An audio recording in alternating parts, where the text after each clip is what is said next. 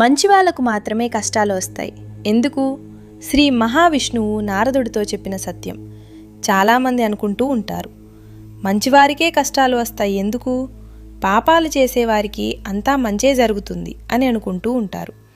అయితే ఒకరోజు ఒక భక్తుడు శ్రీ మహావిష్ణువుని ప్రశ్నించాడు, స్వామి, ఎందుకు మీరు మంచి వాళ్లకు మాత్రమే కష్టాలను ఇస్తారు, పాపాలు చేసే వాళ్లకు మాత్రం అన్ని సుఖాలనే ఇస్తారు అని అంటాడు. శ్రీ మహావిష్ణువు, నీలాగే నారదుడు కూడా నన్ను ఒకసారి ఇలానే ప్రశ్న వేశాడు. అప్పుడు స్వామి నారదుడితో ఇలా అన్నారు, నారద, మనమిద్దరం బ్రాహ్మణ వస్త్రాలను ధరించి అలా భూలోకంలో సంచరించి వద్దామా అని అంటాడు. అప్పుడు శ్రీ మహావిష్ణువు, నారద మహర్షుల వారు బ్రాహ్మణ వస్త్రాలు ధరించి భూలోకంలో సంచరిస్తూ ఉంటారు. అలా వెళ్తూ ఉండగా వారికి ఒక పెద్ద భవంతి కనిపిస్తుంది.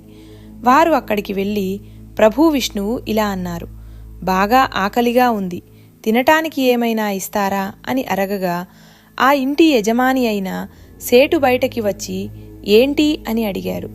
శ్రీ మహావిష్ణువు అంటాడు, మాకు బాగా ఆకలిగా ఉంది, తినటానికి ఏమైనా ఇవ్వగలరా అని అడగగా దానికి సేటు, మీ బాబు సొమ్ము ఇక్కడ దాచారా, ఇవ్వండి ఇవ్వండి అని అడుగుతున్నాడు. వెళ్ళు వెళ్ళు అని అంటాడు, మేము యాచకులము, భిక్షం అడుగుతున్నాము, వెళ్ళు వెళ్ళు వెళ్ళండి అని బయటికి తోసేస్తాడు ఆ సేటు. నారదుడు శ్రీ మహావిష్ణువు చేతులను పట్టుకొని బయటకు తీసుకొచ్చి సేటంత అవమానం చేశాడు అతన్ని.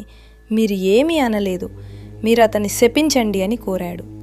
శ్రీ మహావిష్ణువు తన 2 చేతులను పైకి ఎత్తి, నీకు 4 వైపుల నుంచి ధనం రావాలి, నీ వ్యాపారం ఇంకా ఇంకా వృద్ధి చెందాలి, మీ ఇంట్లో సంపద పెరగాలి అని వరాన్ని ఇచ్చారు. అప్పుడు నారద మహర్షి శ్రీ మహావిష్ణువు చేతులను పట్టుకొని ఇలా అన్నారు, మిమ్మల్ని తిట్టి వెళ్ళిపోమ్మన్నారు అన్ని మాటలు అని అంత అవమానించి పంపితే మీరేమో లక్ష్మీ వృద్ధి చెందాలి అని అంటారేంటి స్వామి అనగా దానికి స్వామి పద నారద, వెళ్దామంటాడు. అలా వారు ముందుకు వెళుతుండగా ఒక పూరి గుడిసె కనిపించింది. అక్కడ ఒక ముసలావిడ కూర్చుని ఉంది. అక్కడికి వెళ్ళి మాతా భిక్షం అని అడుగుతారు. తల్లి, మాకు ఆకలిగా ఉందమ్మా, తినటానికి ఏమైనా పెట్టమ్మా అని అడిగారు. అప్పుడు ఆ తల్లి, స్వామి, మా ఇంట్లో తినటానికి అయితే ఏమీ లేవు, నాకు ఒక ఆవు ఉంది, ఆ ఆవుకి నేను సేవ చేసుకోవడం వల్ల అది నాకు రోజు పాలను ఇస్తుంది, ఆ పాలే ఉన్నాయి, మీరు లోపలికి రండి అని వారికి ఆసనం వేసి కూర్చో అని చెప్పి వారికి పాలను తీసుకువచ్చింది. అప్పుడు నారదులు, వాడ స్వామి, ఎంత మంచి తల్లి, మనల్ని ఆసనం వేసి కూర్చోబెట్టి తనకున్న దానిలో మన ఆకలిని తీర్చాలి అనుకొని పాలిచ్చింది. కానీ ఆ సేటు మాత్రం మనల్ని తిట్టి పంపాడు, ఆ తల్లికి ఆశీర్వాదం ఇవ్వండి అని అడగ్గాని శ్రీ మహావిష్ణువు తన 2 చేతులతో నీ ఆవు చనిపోవాలి అని దీవించారు. నారదుడు అంటున్నారు, ప్రభు, మీ స్వరూపం నాకు నచ్చడం లేదు, ఆ సేటు అంతగా అవమానిస్తే అతనికి ఏమో ఇంకా ఇంకా ధనం వృద్ధి కావాలి అని దీవించారు. ఆ తల్లి దగ్గర ఉన్న ఒక్క ఆవు పాలను మీకు ఇచ్చి ఆకలి తీర్చితే ఆవు చనిపోవాలి అని దీవిస్తారా అని అంటాడు. దానికి స్వామి ఇలా అంటారు, నారద, నువ్వు నా లీలలను అర్థం చేసుకోలేవు అని అంటాడు. స్వామి, మీ లీల ఏంటో నాకైతే అర్థం కావట్లేదు, మీరే చెప్పండి స్వామి అని అంటాడు నారదుడు.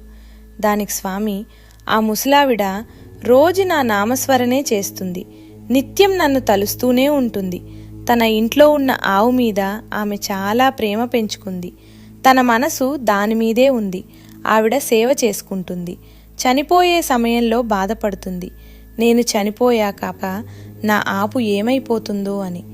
ఆవు గురించే ఆలోచిస్తూనే ఆవిడ చనిపోతే ఆవిడ భగవంతుని వద్దకు రాలేదు, విష్ణు వద్దకు ఆమె చేరుకోలేదు, అందుకే నేను ఆవిడ చనిపోకముందే ఆవు చనిపోవాలి అని చెప్పాను అని అన్నారు శ్రీ మహావిష్ణువు. దానికి నారదుడు, మరి ఆ సేటుకి ఎందుకంతదుకంత ధనం రావాలి అని వరమిచ్చారు అని అడగక దానికి శ్రీ మహావిష్ణువు, అతనికి ధనం పైన చాలా వ్యామోహం ఉంది, అందుకే అతనికి లక్ష్మీ వృద్ధి చెందాలి అని ఆశీర్వాదం ఇచ్చాను, ఆ ధనాన్ని మూటలు మూటలు కట్టి అతను మరణిస్తాడు, ఆ డబ్బు యొక్క ధ్యాసలోనే ఆ డబ్బు మీద ప్రేమతోనే, ఆ డబ్బు మీద ప్రీతితోనే, డబ్బు యొక్క ఆలోచనలతోనే అతను మరణిస్తాడు. అతడు చనిపోయాక ఒక పాములాగా జన్మించి అతని సంపద దగ్గరే ఉంటాడు. అతడు ఎప్పటికీ భగవంతుని సుఖలోకాలు అతనికి ప్రాప్తించవు అని చెప్పారు శ్రీ మహావిష్ణువు. అందుకే ఏమీ ఎవరికి ఎప్పుడు ఎలా ఇవ్వాలో తెలుసు. ఇప్పుడు ఉన్న జీవితాన్ని గురించి ఆలోచిస్తాము, కానీ మన భవిష్యత్తు అనేది భగవంతునికే తెలుసు. అది భగవంతుని నిర్ణయం. కాబట్టి ఎన్ని కష్టాలు వచ్చినా భగవంతుని నిందించకుండా, భగవంతుని విడవకుండా సదా దైవ నామస్మరణతో మంచి పనులు చేస్తూ ముందుకు సాగండి. ఎప్పటికీ మీ వెంట దైవం ఉంటాడు.